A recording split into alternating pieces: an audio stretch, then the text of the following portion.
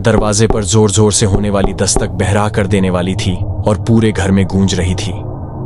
अभी अभी घर पहुंचा आवाज ने एलन होलोवे को चौंका दिया, जबकि उसने लापरवाही से अपना कोट पास की कुर्सी पर फेंक दिया।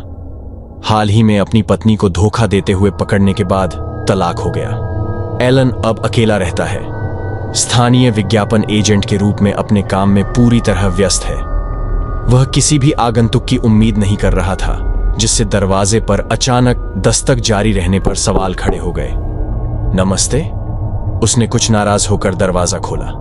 उसके सामने छोटे काले बिखरे हुए बालों वाला एक छोटे कद का आदमी खड़ा था। उसकी आंखें नीरस और लगभग बेजान थीं। एलन ने उसे घूर कर देखा। पहले तो वह भ्रमित हुआ, फिर धीरे धीरे वह उसे एक पुराने सहपाठी के रूप में पहचानने लगा। लोनी? वह उसे एक दुबले पतले बच्चे के रूप में याद करते हुए मुस्कुराया, जिसे वह धमकाता था। लिटिल लोनी मैककोलिन, तुम किस दुर्दशा में हो, यह हमेशा के लिए रहा है। मैं तुम्हें माफ करता हूं। लोनी ने माफी के संकेत के रूप में एक छोटा लकड़ी का बक्सा पेश करते हुए धीमी नीरस आवाज में बुदबुदाया। उसके होठों से धीरे धीरे एक नारकीय उपहास निकलने लगा, जो एक विकृत मुस्कान में बदल गया। वह निश्चल खड़ा था, अपनी बाहें फैलाए हुए, जैसे कोई विचित्र मूर्ति कोई विचित्र उपहार पेश कर रही हो। तुम्हारे साथ क्या गलत है? एलन ने अनिच्छा से प्रसाद स्वीकार करते हुए हाथ बढ़ाया। क्या आपको किसी मदद की जरूरत है? उसने देखा कि लोनी बस घूम गया और दूर शांत अंधेरी रात में चलने लगा। पूरी बात से भ्रमित और चौंका हुआ एलन ने किसी प्रकार के स्पष्टीकरण के लिए लोनी को बुलाया, लेकिन लोनी रात में भूत की तरह गायब हो गया। एलन को हमेशा इस बात का बुरा लगता था कि उसने बचपन में लोनी को चुना था। उन्होंने अपने व्यवहार को चंचल हेजिंग और किशोर गुस्से तक सीमित कर लिया। इस भयानक मुठभेड़ से हैरान होकर एलन ने दरवाजा बंद कर दिया और बॉक्स पर नजर डाली। लकड़ी का छोटा बक्सा अजीब चित्रलिपि और अक्षरों से सजाया गया था। ये जूते के डिब्बे से बड़ा नहीं था और आश्चर्यजनक रूप से हल्का था। बक्से के ढक्कन को एक धातु की कुंडी द्वारा कसकर दबाया गया था, जिससे वह बंद हो गया था, लेकिन एलन ने देखा कि ताले में कोई चाबी का छेद नहीं था। उसने डिब्बे को हिलाया, लेकिन उसमें से कोई आवाज नहीं आई। इसे बेहद विचित्र पाते हुए एलन ने इस विचित्रता की उपेक्षा की और इस पर कोई और विचार किए बिना इसे एक तरफ फेंक दिया। एलन ने खुद को ढीला करने और आराम पाने के लिए खुद को एक पेय देने का फैसला करते हुए रसोई की ओर अपना रास्ता बनाया। जब उसने देखा कि वही लकड़ी का बक्सा अब रसोई के काउंटर के ऊपर रखा हुआ है, तो उसकी नींद उड़ गई। एलन ने तुरंत उस ओर नजर डाली जहां उसने उसे फेंका था और देखा कि बक्सा अब वहां नहीं था। जैसे ही वह धीरे धीरे रहस्यमय बक्से के पास पहुंचने लगा, उसे बेचैनी महसूस होने लगी। अचानक उसे डिब्बे के अंदर से खुजलाने की आवाज आने लगी। ऐसा लग रहा था जैसे लकड़ी पर खतरनाक तरीके से कीलें घिस रही हैं। जैसे जैसे वह करीब बढ़ता गया, आवाज उतनी ही तेज और अधिक तीव्र होती गई। उसकी बेचैनी की भावना अब घबराहट की लहर में बदल गई। एलन ने बॉक्स के भीतर से भागने की कोशिश करने वाले किसी भी प्राणी के खिलाफ खुद को हथियार बंद करने का फैसला किया। उसने अनुमान लगाया कि यह अंदर किसी प्रकार का कृंतक या आवारा जानवर होना चाहिए, जो पिछले वर्षों की उसकी धमकाने वाली हरकतों के प्रतिशोध में उसके साथ एक हानिरहित मजाक खेला जा रहा था। वह आगे बढ़ा और एक फायरप्लेस पोकर को मजबूती से पकड़ लिया और इस कष्टप्रद स्टंट को समाप्त करने का दृढ़ निश्चय किया। वह मुड़ा और पूरी स्थिति से परेशान होकर वापस रसोई की ओर चला गया। एक बार फिर वह बक्सा देखते ही ठिठक गया। इस बार बक्से को बंद करने वाली धातु की कुंडी ने किसी तरह अंदर छुपे हुए किसी भी चीज की इच्छा को उजागर कर दिया था। लकड़ी का बक्सा अब ढक्कन खुला होने के साथ काउंटर पर पड़ा था और जो कुछ भी अंदर था उसे अब भागने की आजादी थी।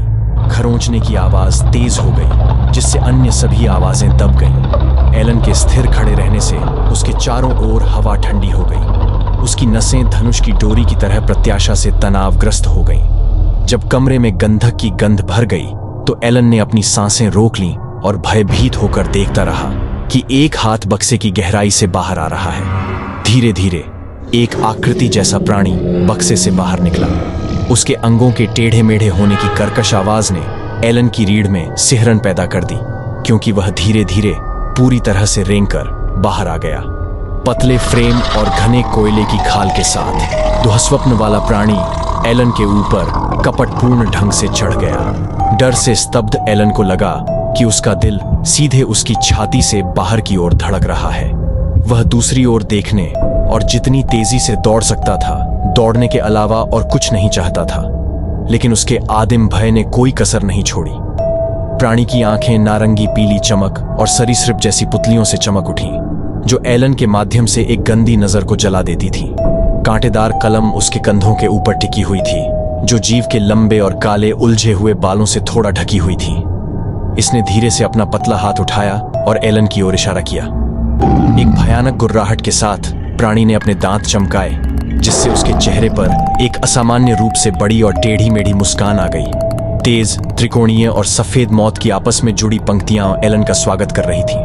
उसके गले में अटके शब्द एलन से बच नहीं पाए, क्योंकि वह सीधे उसके सामने राक्षसी को देख रहा था। उसने हर तरह का साहस जुटाया और अपने पंगु बना देने वाले भय की दमघोंटू पकड़ से मुक्त हो गया। वह गुस्से में गलियारे से होते हुए अपने शयन कक्ष की ओर दौड़ा।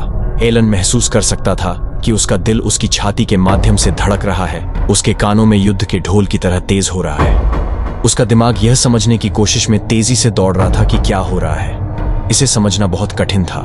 वृत्ति और आत्मसंरक्षण अब एलन की इच्छा को संचालित करने वाली ताकतें थीं।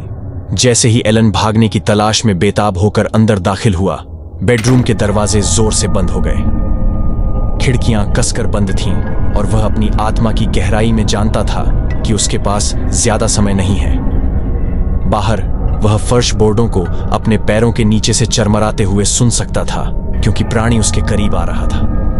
आखिरी बार खड़े होने या बाहर के प्राणी से शरण पाने की उम्मीद में एलन तेजी से पास की कोठरी की ओर भागा। प्राणी अब दरवाजे पर था। जैसे ही वह कमरे के अंदर गया, एलन को उसके खरोंचने और पंजों की आवाज सुनाई दी।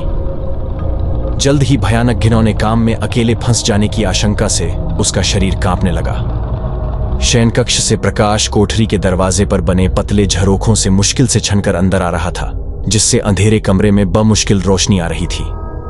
कोठरी के बाहर एलन स्पष्ट रूप से प्राणी की छाया को उसके और करीब आते हुए देख सकता था। एलन ने अपनी सांसें रोक लीं और अपना हथियार उठाकर हमला करने के लिए तैयार हो गया। वह कोठरी के दरवाजे की दहलीज पर आगे पीछे घूम रहे प्राणी की छाया देख सकता था। उस पर आतंक की लहर दौड़ गई। एक डर इतना शक्तिशाली था कि इसने उसके पूरे अस्तित्व को निगल लिया।